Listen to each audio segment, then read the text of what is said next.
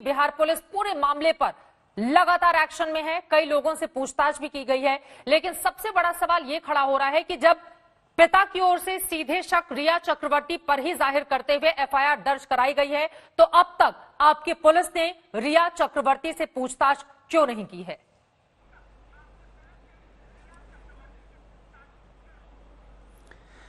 नहीं चित्रा जी, तो पहली नजर में ही होना चाहिए। जब उनके परिजन ने बहुत दिनों तक इंतजार किया और महाराष्ट्र पुलिस पर बहुत भरोसा रखा, लेकिन जांच जो दूसरी डायरेक्शन में जाने लगी, बड़े बड़े डायरेक्टर को, प्रोड्यूसर को करने लगा, उनको आहत हुए और बिहार सरकार के माननीय मुख्यमंत्री से संपर्क करने के बाद एफआईआर हुई और पुलिस टीम जब गई है, तो ये तो पहले ही महाराष्ट्र पुलिस को भी चाहिए था कि पहली नजर में हम लोग तो सिंपल है, उस लाइन के नहीं है, फिर भी ये समझ में आता है कि जो सबसे पहले जो क्लोज लोग रहे हैं उससे ही इसको पूछना चाहिए था। अभी तक उनके घर में कौन कौन रहते थे, रिया चक्रवर्ती के साथ संबंध था, उससे पूछताछ होने जा। यदि पूछताछ किए हैं तो ठीक है, बहुत चीजें गुप्त रखी जाती है, लेकिन मीडिया में ये बात आनी चाहिए थी। देश की लाखों करोड़ जनता जानना चाहती है कि भाई क्या है। तो यदि वो कोई कंस्पिरेसी दिख रही है तो उसमें एफआईआर अब तक हो जाना चाहिए था। आप 40 दिनों तक कोई एफआईआर नहीं किए,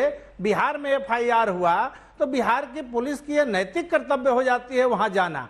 आप बताइए, इस फेडरल स्ट्रक्चर में आपको भी लगता है दूसरे प्रदेश के कि हमारे महाराष्ट्र की सरकार और वहां के पुलिस सियासत में डूबे हुए हैं, बजाय इसके कि पूरे मामले की निष्पक्ष जांच की जाए?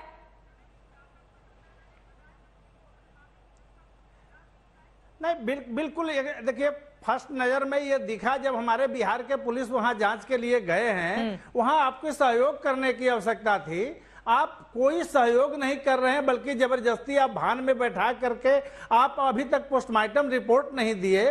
तो ये तो स्पष्ट है कि पुलिस की रवैया वहां ठीक नहीं है। उनके परिजन भी महाराष्ट्र पुलिस से भरोसा उठ गई है। ऐसे में बिहार में जो केसेस हुए हैं उसमें सहयोग करने की आवश्यकता है। सही डायरेक्शन में बिहार की पुलिस उसकी जांच कर रही है। अभी तक जो जो उनके करीब में रहे हैं उससे वो पूछताछ जारी की है, और कुछ बातें जो 2 दिन में छन करके आई है, तो यह स्पष्ट हुआ है कि जो परिजन जिन बातों को आरोप लगा रहे हैं, उनकी खाता खंगालने के बाद रिया चक्रवर्ती के इर्द गिर्द ही इस केस को घूम रहा है। ये महज एक सुसाइडल केस तो यही नहीं तो है। सवाल है ये जयकुमार सिंह जी, जब रिया चक्रवर्ती के इर्द गिर्द ही पूरा मामला घूम रहा है, तो रिया चक्रवर्ती से पूछताछ क्यों नहीं की जा रही है? और ईडी ने बिहार सरकार से भी पूरे मामले की जानकारी मांगी है, क्या आप लोगों की ओर से प्रोवाइड किया गया है? क्योंकि भारी लेन देन का भी मामला अब कहीं ना कहीं एक दूसरी कड़ी से जुड़ता हुआ चला जा रहा है पूरे मामले पर।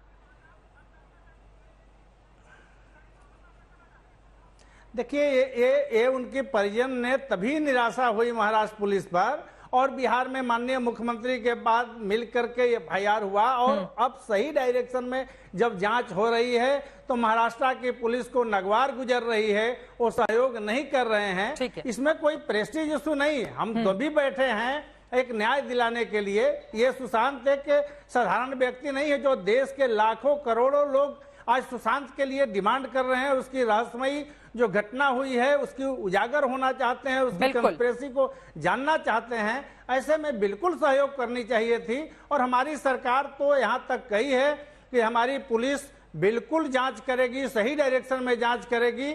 लेकिन बावजूद भी यदि उनके परिजन को लगेगा कि नहीं, ये जांच में हम नहीं सफिशिएंट है, तो यदि वो मांग करेगी सीबीआई को, तो सीबीआई जांच भी कराई जाएगी। हमारे यानी कि आप लोग सुशांत के पिता और उनके परिवार वालों की ओर से जब तक सीबीआई जांच की मांग नहीं की जाती है, तब तक आपकी ओर से सीबीआई जांच की सिफारिश फिलहाल नहीं की जाएगी।